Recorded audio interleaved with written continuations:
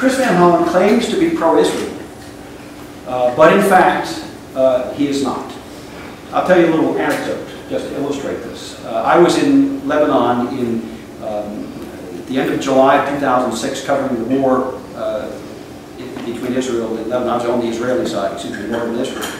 And Chris Van Hollen at that point sent a letter to Condoleezza Rice on the 31st of July 2006, demanding that the United States intervene with the Israeli government to stop their bombing campaign, those are the words he used, their bombing campaign against Lebanese civilians. He says, it's turning the entire Middle East against us. You've got to stop it. I mean, it was a screaming letter. It went on for 2 pages, single-spaced, okay? A long, screaming letter. The very day that he sent that letter, I was in a bunker in Kiryat Shmona with Bibi Netanyahu, who was not prime minister at that point, he was the leader of the opposition. And we met with the town council of this town in northern Israel. All the citizens had fled. It was a ghost town, as was most of northern Israel, because of the Hezbollah shelling. And they were living underground a good deal of the time. I can tell you that the only indiscriminate bombing, the only bombing campaign against civilians that went on that summer of 2006 was ordered by the Islamic Republic of Iran, carried out by Hezbollah, and the targets were Israeli civilians. But you won't hear that from Chris Van Hollen. I'll give you one other quick story about him to illustrate what I'm saying. There's an article in this week's Gazette, a horrible little rag that's owned by the Washington Post, that, by the way, after I won the primary, those of you may remember, I won that primary by 14%. The Washington Post said I just edged out my nearest competitor. So truth does not live here, so to speak.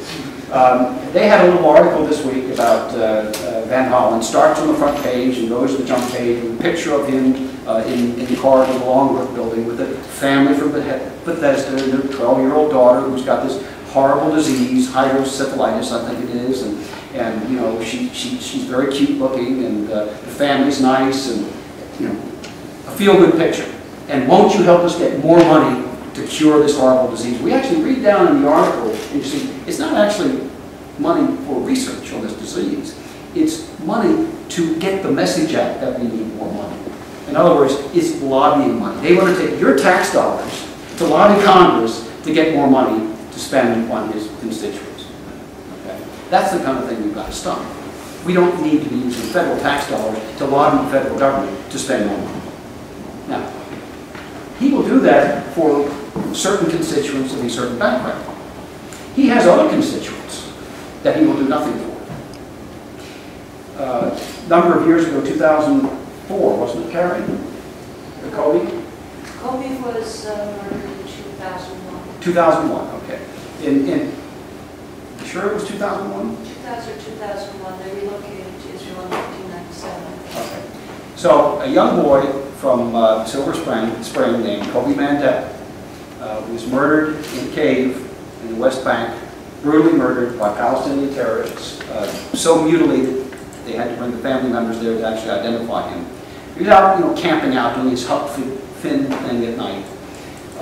And he actually lived in Silver Spring, which is this district. And Congress ultimately passed a law in 2005 called the Kobe Mandel Act. And the Kobe Mandel Act requires the Attorney General to go after foreign terrorists who murdered Americans overseas and bring them to justice, which is what we ought to be doing. Chris Van Hollen wouldn't sign that bill. Chris Van Hollen would not sign that bill.